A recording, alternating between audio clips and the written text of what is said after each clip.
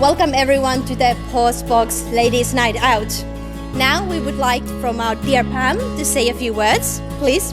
Good evening everybody, thank you for coming out tonight. We are so happy to have you all here and we're so grateful that you're all part of the Postbox and you're here to support us, as well as our women-owned businesses who are all across China. International Women's Day, we really wanted to support and showcase some amazing female entrepreneurs. And without further ado, let's start with Zoe from Hunter Art Studio. Hello everyone, my name is Zoe. I am a happy mom of a happy 3-year-old daughter. I am an artist from Hunter Art Studio. The reason that I do art business is because when I had my baby, I actually off work for like 3 years. I really wanted to connect to more people. I really wanted to work again. I am so lucky because my father, he's an artist as well. So I asked my father, what should I do? Can I be an artist as well? My father said to me this, daughter, 1/3 of your life will be spent working. Why not chase your dream for just 1 or 2 years?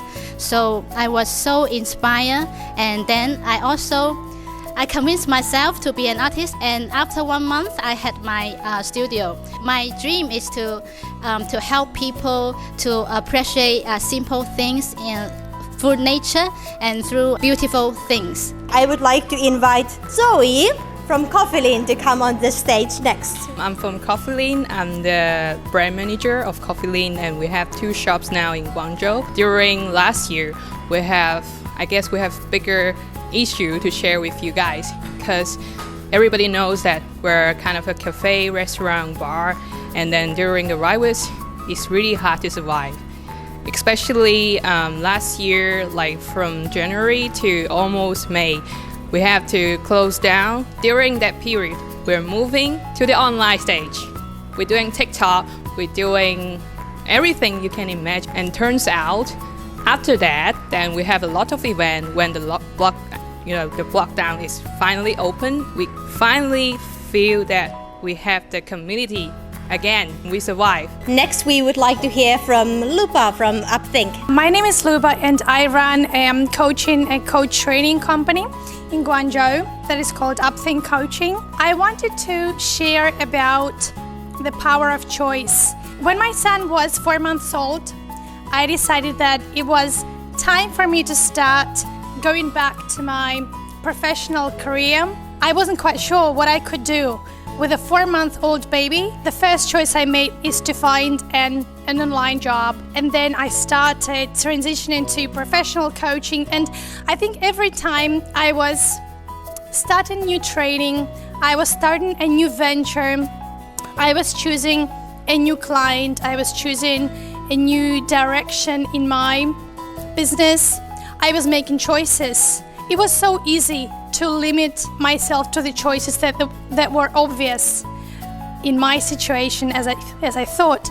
But there were also choices that were not obvious, but those were the choices that I wanted.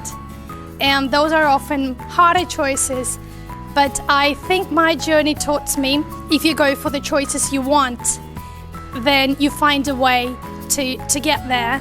A lot of women that come to me come with this question of choice and a lot of hesitation and a lot of limitations maybe around the choices they want to make and they think they have to make. And I'm really happy to see that through our work and partnership, through the coaching process, they get rid of a lot of limitations and they feel they can really do what they want and how they want and when they want, and live their life by design, not by default. Tanika from Dananyang. Welcome, Tanika. It's Tanika here. I'm certified management accountant. We dedicate to provide professional services to foreign investors and entrepreneurs. We will share my story. My first job is working in Decathlon. It's a sporting wear shop. After 2 years of being a management accountant in a very big firm, I find that I don't like the status, the situation of my manager, of my senior female manager. I can feel they're anxious, they're stressed, they have no time for their children, they're so busy, they're tired. I can see from their face. So, and at that time I want to start up maybe I can start up my own business to get that balance. The other thing is I feel like I like a machine because I can't find the meaning of in a routine job. I found there are 3 stages for all the startups. First one is you do a good job on your own. That is you are the professional. The stage 2 is the team. Your team do a good job to motivate your teammate.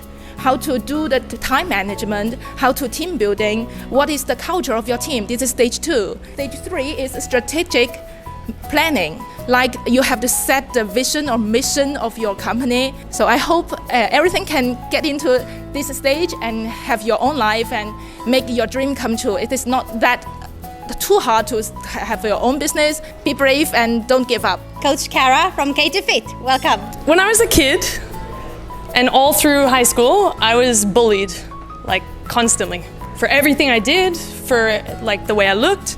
And I played sports and hung out with the boys all the time. So I was very, very different than everyone. And I think, like looking back at it now, they just didn't know how to take me, right?